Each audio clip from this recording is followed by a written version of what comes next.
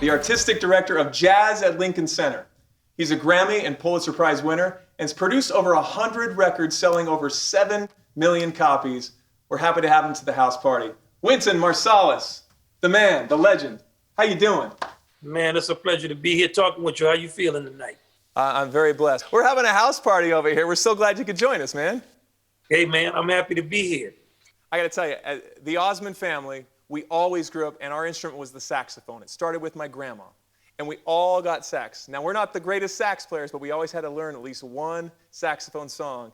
And you brought somebody who is phenomenal that we can all learn from when it comes to the saxophone. Can you tell me about Abdias?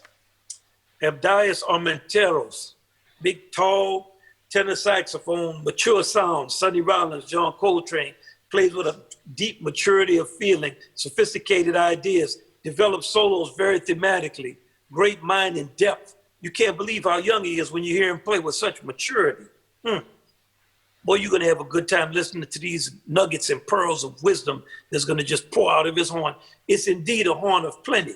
Abdias Armenteros is for real.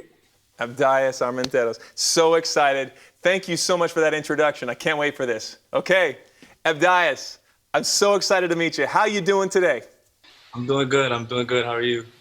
Excellent. I'm so honored to meet you. By the way, you know this already, but Wynton is a huge fan of yours. Therefore, we are already a huge fan of yours. Can't wait to hear you play a little bit later. Thank you. Where are you at right now? Where are you staying? I'm in Miami, Florida. Miami, Florida. Is that where you're from?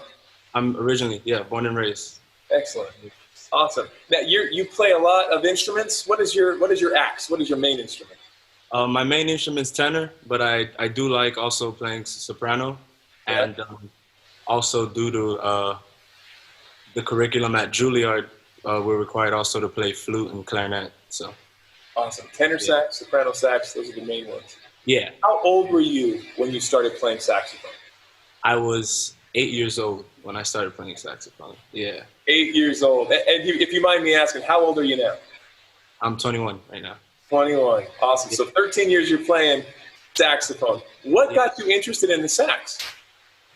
Well, in elementary school, I really wanted to join the band, and the elementary band was kind of like the highlight of our school. So, when I had to pick an instrument, it came down to the trumpet or the saxophone. And my dad was like, remember, we're stepping into a new instrument, because I originally played violin and piano, but it wasn't working out. So I wanted to play something that could be heard in the band, you know? What advice can you now pass on to this next generation and inspire them to get involved in music for these young musicians? I guess for the young musicians, I'd say keep doing what you're doing, and not only that, remember that I always like to say that music is healing, and especially now we're in a time where the world needs healing, and the musician can play a very critical role in that in society today. This is a big year for the United States. It's 2020. It's a census year. And I got to ask you, why do you think it's important for kids to be counted? Well, we're living in a time where the biggest question that people are asking right now is, what can I do to help? And this is a big moment for people to determine where these billions of dollars that the government is getting through federal funding can be allocated. So what this can do for kids is you can put money into poor education systems or education systems that are not well funded, and give a chance for these young musicians, young students to get instruments and develop that passion and that hunger and that drive for music. You also get put jobs in communities that are suffering from unemployment, and communities that are suffering from people who are not capable enough to get healthcare. It's just a lot of benefits. Right? So many benefits. Important for everyone to be counted. Yeah, definitely. We all count. Definitely. Exactly right. By the way, what are you going to play for us today? I'm going to stop talking because I want to hear you do your thing. So I'm going to play an original composition of mine. It's entitled Anoranza, And yes, that means yearning in Spanish. And I wrote this maybe about 2 years ago. And it was written during a time at Juilliard where I kind of missed home, you know. It was around the winter time, I guess a little cold, and, the school year was kind of rough. And that's what kind of gave me inspiration to write this tune. Anoranza. Anoranza. I can't wait to hear it, man. That's so cool. Thank you so much. Take it away. Hello, this is one of my friends, great pianist and composer, Miles Lennox, a guy who could join me here today to give you this rendition, and we hope you guys enjoy it.